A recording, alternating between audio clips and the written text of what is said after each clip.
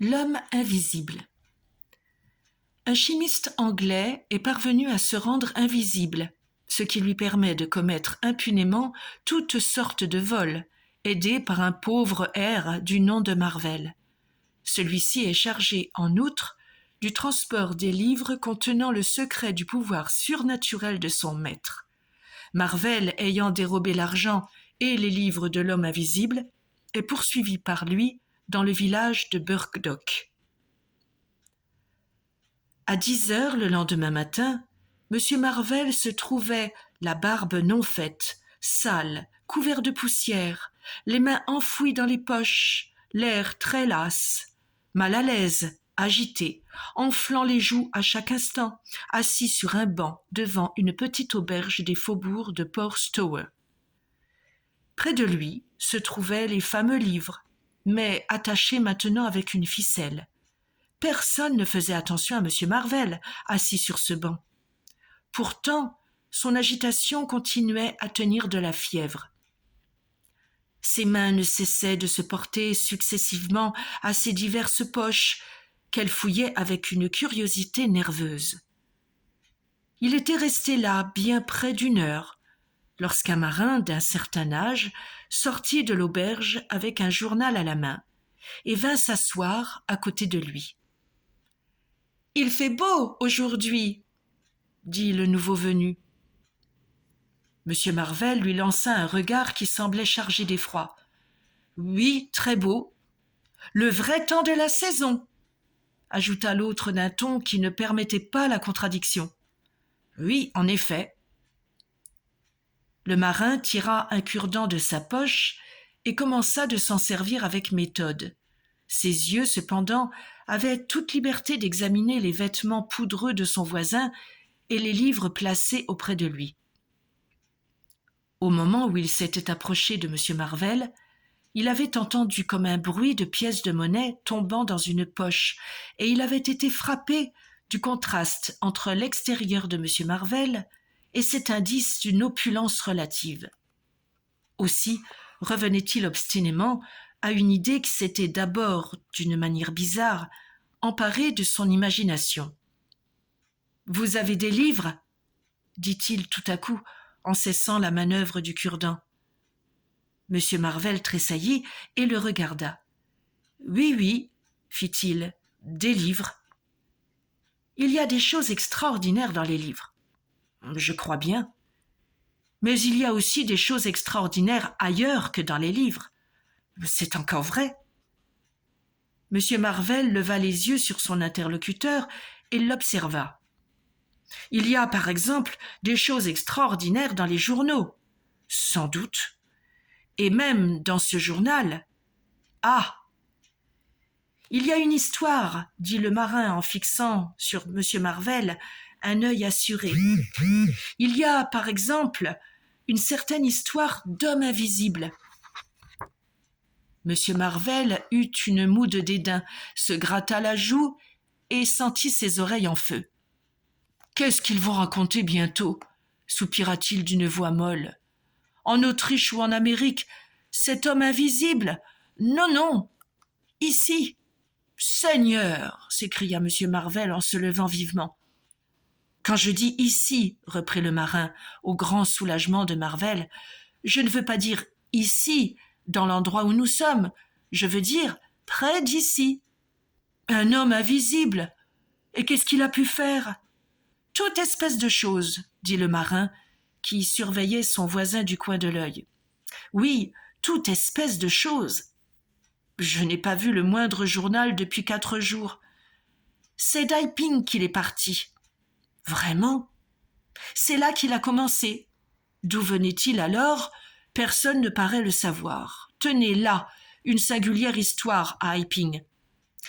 Et il est dit dans l'article que les preuves sont extrêmement fortes, extrêmement. Bon Dieu ! C'est une histoire vraiment extraordinaire. Il y a un pasteur et un médecin comme témoins. Ils l'ont vu eux-mêmes. Ou plutôt, non, ils ne l'ont pas vu. Il était descendu, dit le journal, à l'auberge du pays, et personne ne semble s'être avisé de son infirmité jusqu'au jour où, dans une altercation, c'est le journal qui le dit. Les bandages qu'il avait sur la tête se trouvèrent arrachés. On s'aperçut alors que sa tête était invisible. Aussitôt on tâcha de s'emparer de lui. Rejetant ses vêtements, dit toujours le journal, il réussit à s'échapper, mais seulement après une lutte désespérée dans laquelle il avait infligé de sérieuses blessures à notre digne et excellent agent, Monsieur J.A. Jeffers.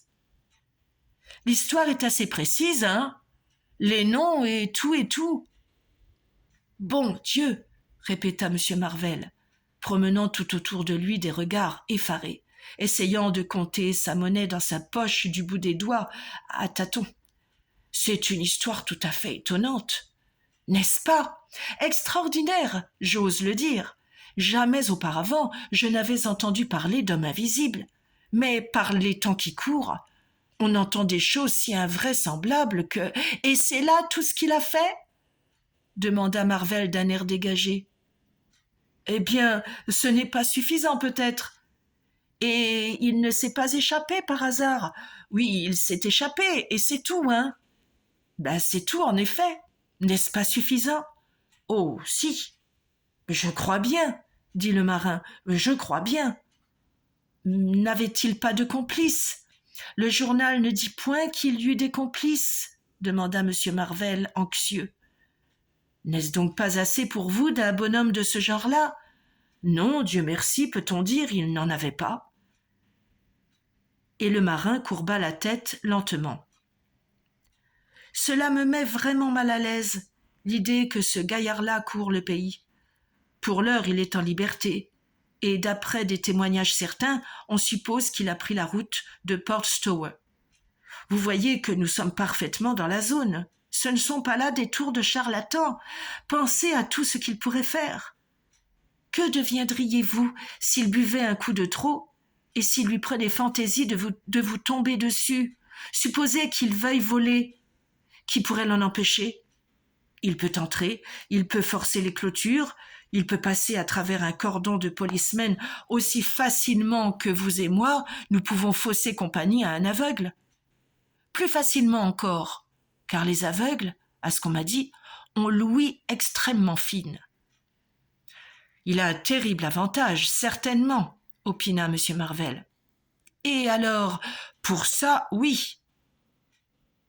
Pendant ce temps-là, M. Marvell n'avait cessé de regarder autour de lui, tendant l'oreille au plus léger bruit, s'efforçant de percevoir des mouvements imperceptibles. Il parut sur le point de prendre une grande résolution. Il toussa, la main devant la bouche. Il guetta de nouveau alentour, prêt à l'oreille, se pencha vers le marin et baissant la voix. Il m'est arrivé par hasard de connaître, au sujet de l'homme invisible, 1 ou 2 détails, cela de source particulière. Allons donc, vous? Oui, moi.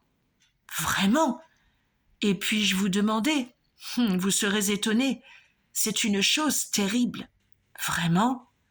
Hélas, oui, commença Marvell avec empressement, sur le ton de la confidence.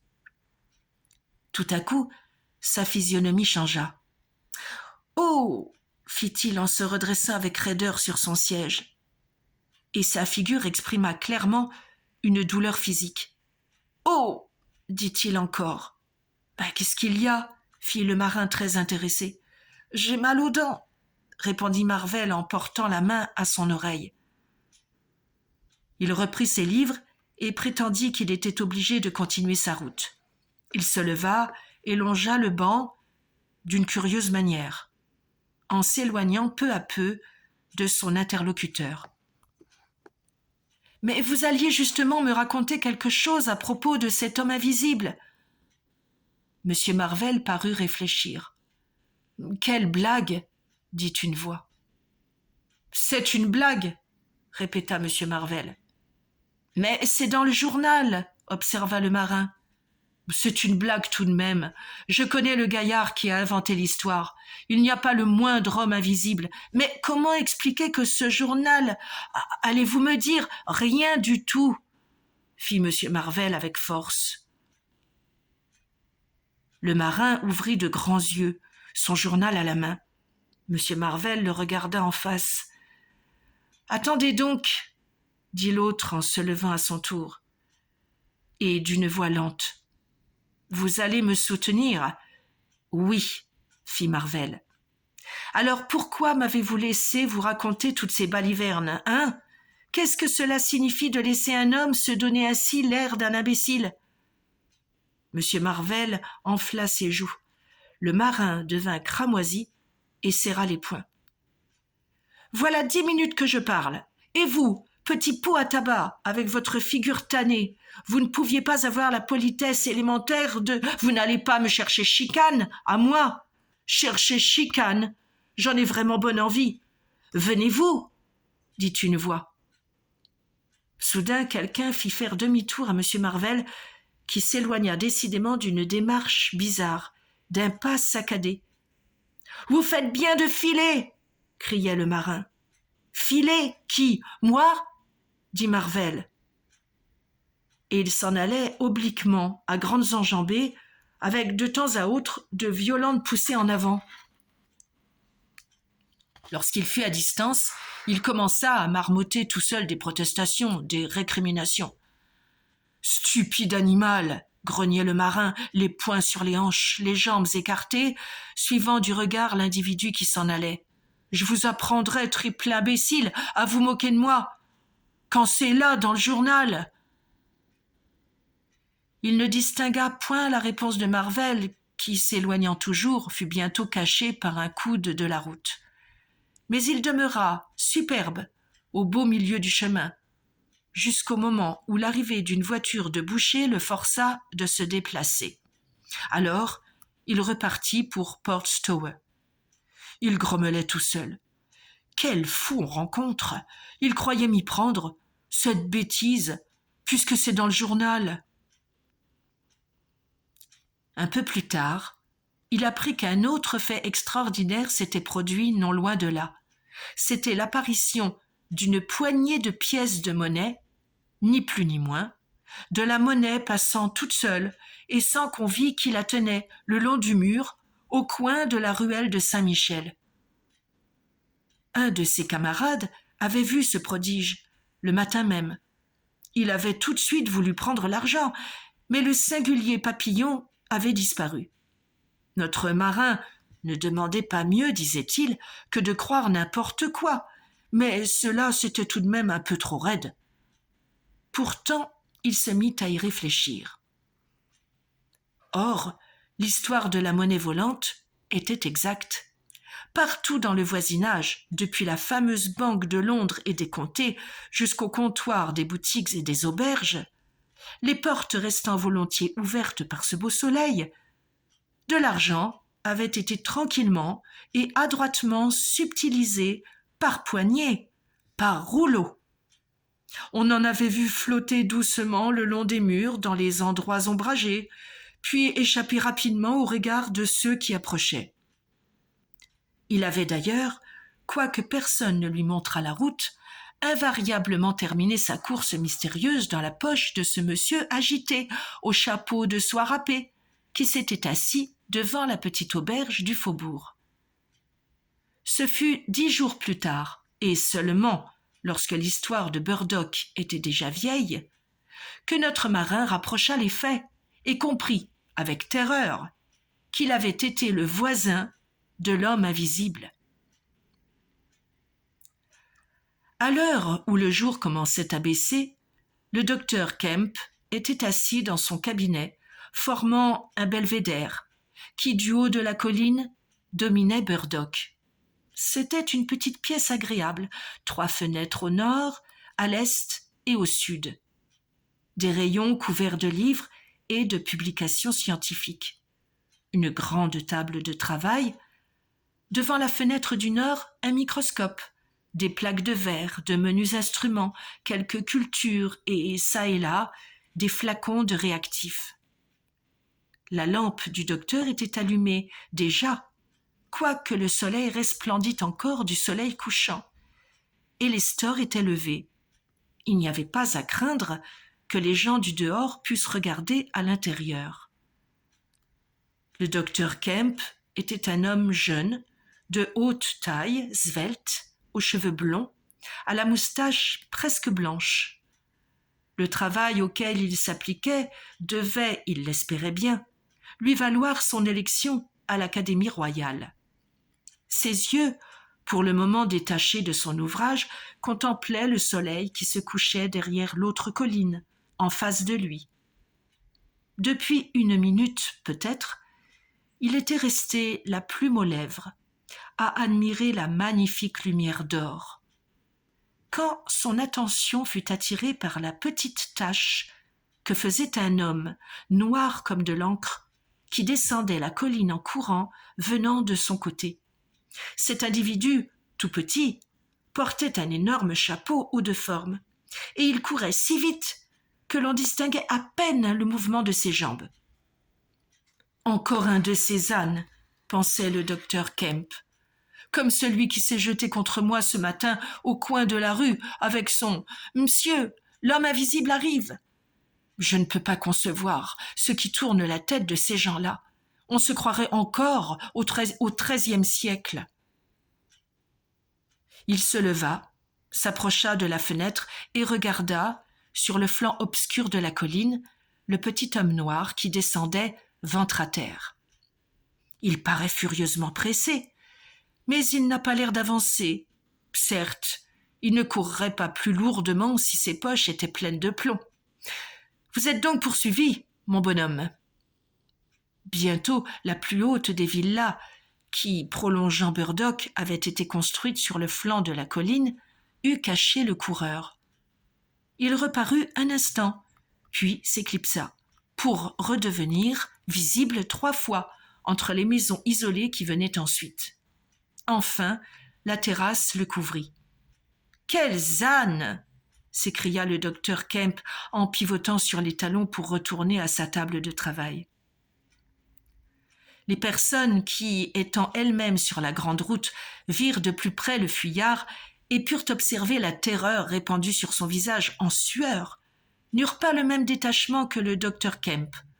Au passage, en courant, l'homme faisait un bruit semblable à celui d'une bourse pleine qu'on secoue. Lui ne regardait ni à droite ni à gauche. Ses yeux dilatés ne cherchaient au bas de la colline que les maisons où les lampes étaient allumées, les endroits dans la rue où les gens étaient en groupe. Sa bouche mal fendue tombait d'un côté. Il avait de l'écume aux lèvres. Sa respiration était rauque et bruyante. Tous ceux qu'il frôla s'arrêtèrent et le suivirent du regard le long de la route, se demandant avec un certain malaise la raison de sa précipitation.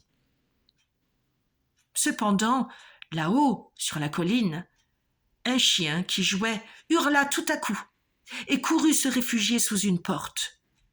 On en était encore surpris lorsque quelque chose passa tout près, comme un coup de vent, avec le bruit d'un souffle précipité. Les gens poussèrent des cris, on quitta la route en hâte. Cela devint une clameur générale qui se prolongea naturellement jusqu'au bas de la colline. On criait dans la rue, avant que Marvel fût seulement à mi-chemin, et l'on se verrouillait dans les maisons, et l'on claquait les portes derrière soi.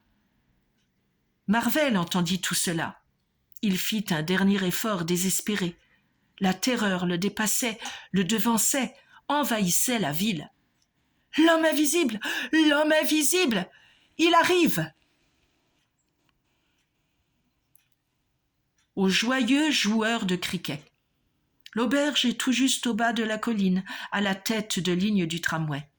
Le garçon, ses gros bras rouges appuyés sur le comptoir, parlait chevaux avec un cocher anémique, tandis qu'un homme à barbe noire mangeait des biscuits et du fromage, buvait de la bière de Burton et causait en américain avec un policeman qui n'était pas de service. « Pourquoi donc crie-t-on ainsi ?» demanda le cocher anémique, changeant de conversation et s'efforçant de jeter un coup d'œil sur la hauteur, par-dessus le rideau jaune sale de la fenêtre basse.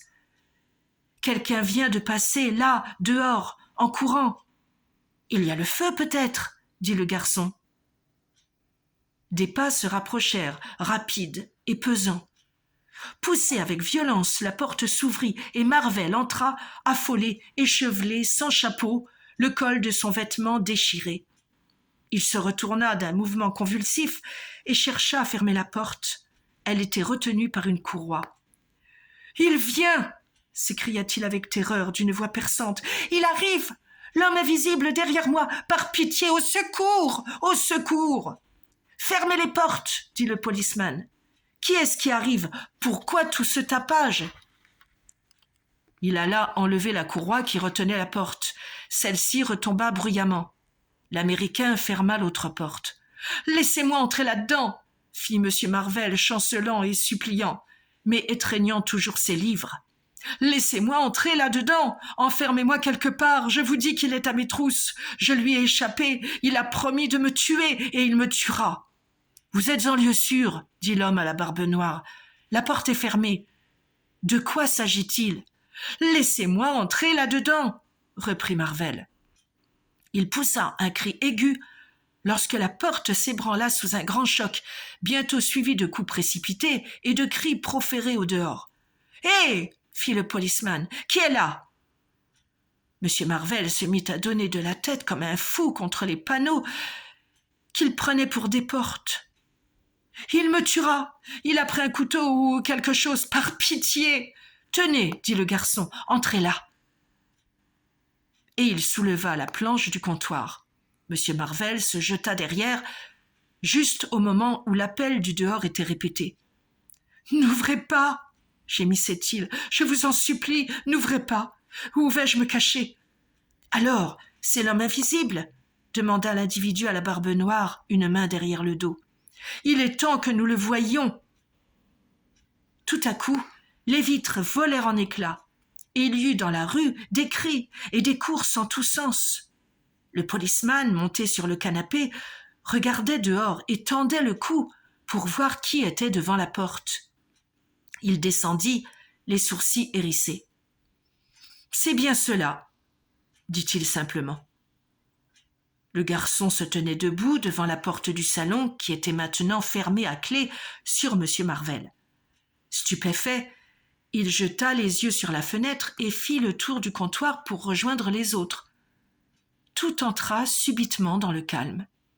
« Je voudrais bien avoir mon bâton, » dit le policeman, se dirigeant irrésolu vers la porte. « Dès que nous ouvrirons, il entrera, et pas moyen de l'arrêter. » « Ne vous pressez donc pas d'ouvrir, » dit avec inquiétude le cocher anémique. « Ôtez les verrous, » dit l'homme à la barbe noire. « Et s'il entre, il montra un revolver qu'il avait à la main. »« Ah non, pas cela, » fit le policeman. « Ce serait un meurtre. Je sais dans quel pays je suis. Je tirerai aux jambes. Ôtez les verrous. »« Non, ne tirez pas derrière moi, » fit le garçon qui s'efforçait de voir par-dessus le rideau. « Très bien, » répondit l'homme à la barbe noire. Et penché en avant, le revolver tout près, il ôta les verrous lui-même. Le garçon, le cocher et le policeman se tenaient en garde. « Entrez !» dit-il à mi-voix en reculant, toujours face à la porte déverrouillée, son pistolet derrière lui. Personne n'entra. La porte demeura close. Lorsque 5 minutes plus tard, un autre cocher de la rue passa la tête avec précaution, ils étaient toujours là, en arrêt. Une figure inquiète sortit du salon. « Toutes les portes de la maison sont-elles fermées ?» demanda Marvel. « Il fait le tour, il rôde tout autour, il est rusé comme le diable. »« Oh Seigneur !» s'écria le garçon. « Il y a sur la cour. Faites attention aux portes, mon Dieu !» Il regardait autour de lui d'un air découragé. La porte du salon se referma bruyamment et l'on entendit tourner la clé. « Il y a la porte de la cour et l'entrée particulière. Celle de la cour. » Il sortit en hâte du bar. 1 minute après, il reparut, tenant un grand couteau à découper. « La porte de la cour était ouverte, » dit-il, et sa grosse lèvre inférieure s'abaissa. « Il est peut-être déjà dans la maison, » fit observer le cocher anémique. « En tout cas, il n'est pas dans la cuisine, » répondit le garçon. « Il y a là 2 femmes qui n'ont rien entendu. Et d'ailleurs, j'ai porté des coups dans tous les sens avec ce petit tranchelard. Elle ne pense pas qu'il soit entré. Elles ont remarqué. Avez-vous bien verrouillé la cuisine ?» demanda le cocher. « J'en suis bleu, » fit le garçon. L'homme à la barbe rentra son revolver.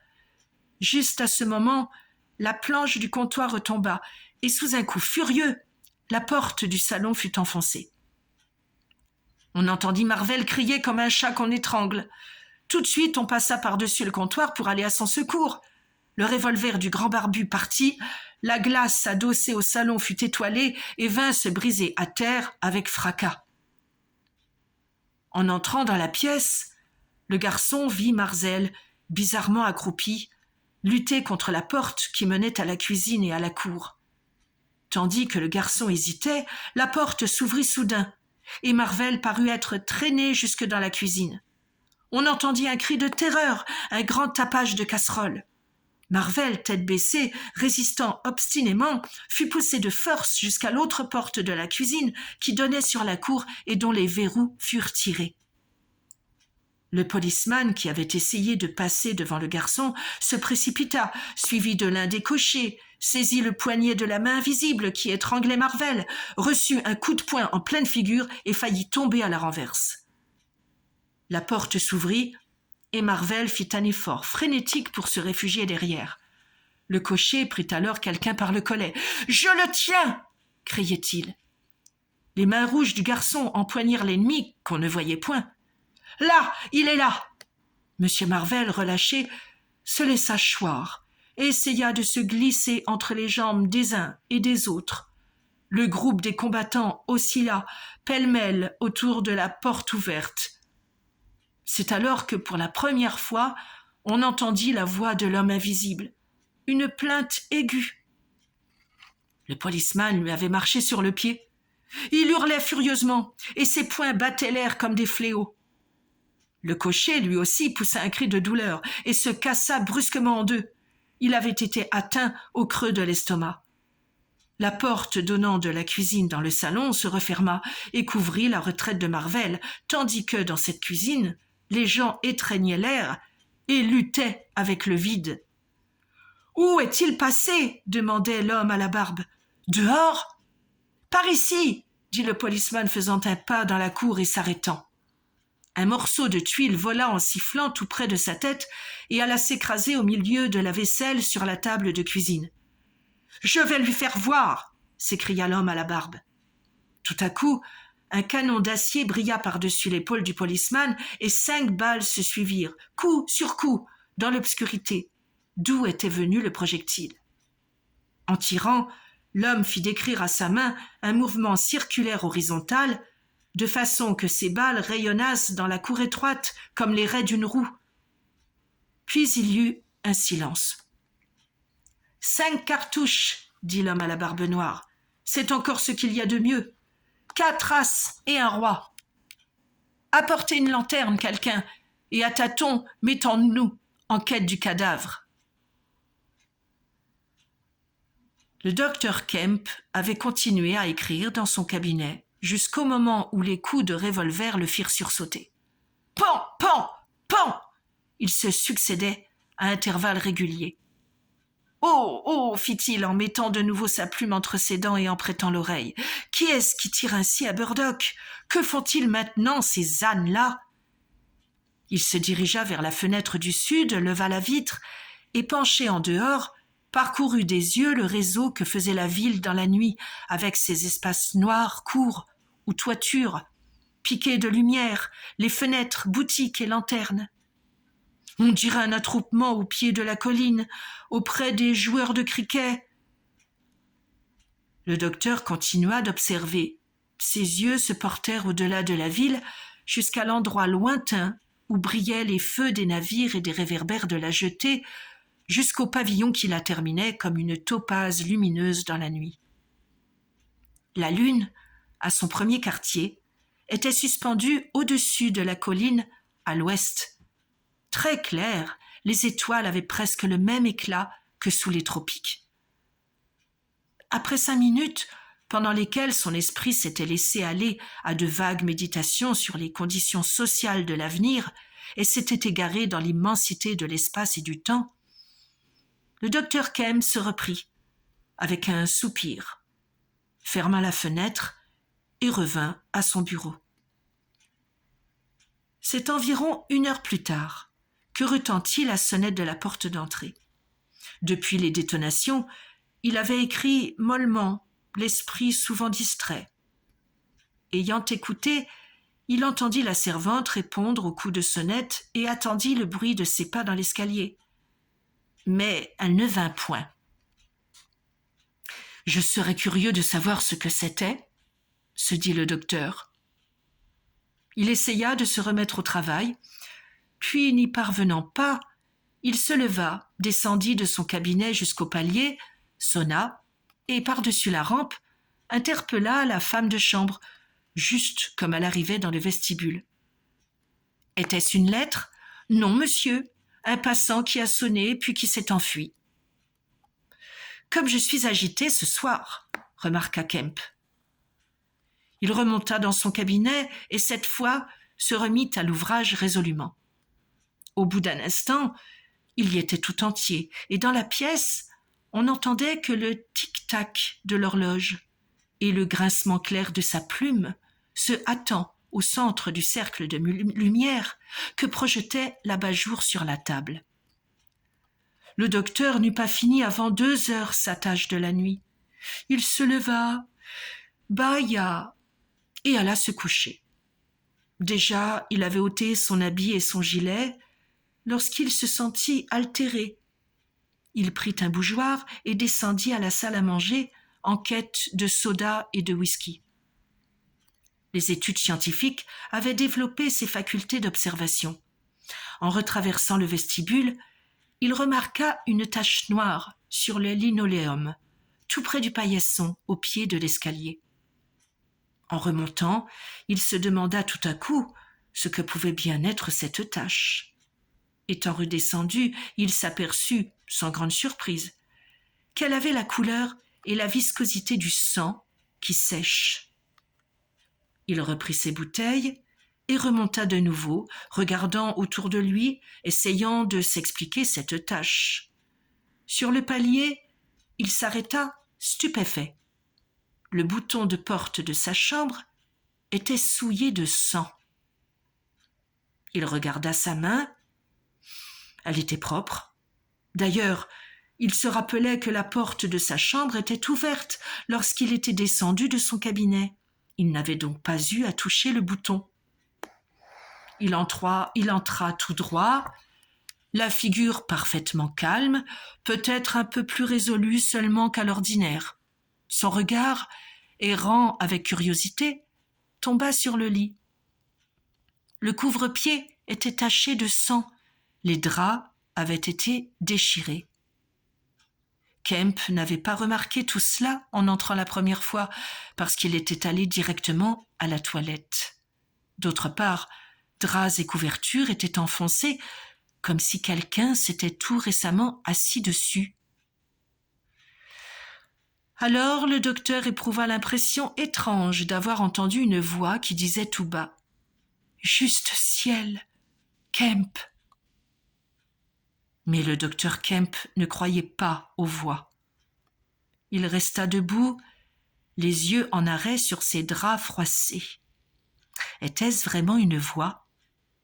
De nouveau, il regarda autour de lui, mais sans remarquer autre chose que le lit en désordre et souillé de sang. À ce moment, il entendit très distinctement quelque chose qui remuait à l'autre bout de la chambre, du côté du lavabo. Tous les hommes, même les plus éclairés, gardent certaines idées superstitieuses. Kemp fut envahi par cette sensation qui s'appelle la peur des revenants. Il ferma la porte, s'avança jusqu'à la toilette et y posa ses bouteilles. Tout à coup, il aperçut, non sans tressaillir, une bande roulée faite d'un lambeau de linge ensanglanté qui flottait dans l'air entre lui et le lavabo. L'homme invisible, car c'est bien lui, raconte alors au docteur Kemp son extraordinaire histoire. Puis il disparaîtra d'une façon tragique, poursuivi par la police, qui retrouvera sa trace et ne le lâchera plus. Wells, l'homme invisible.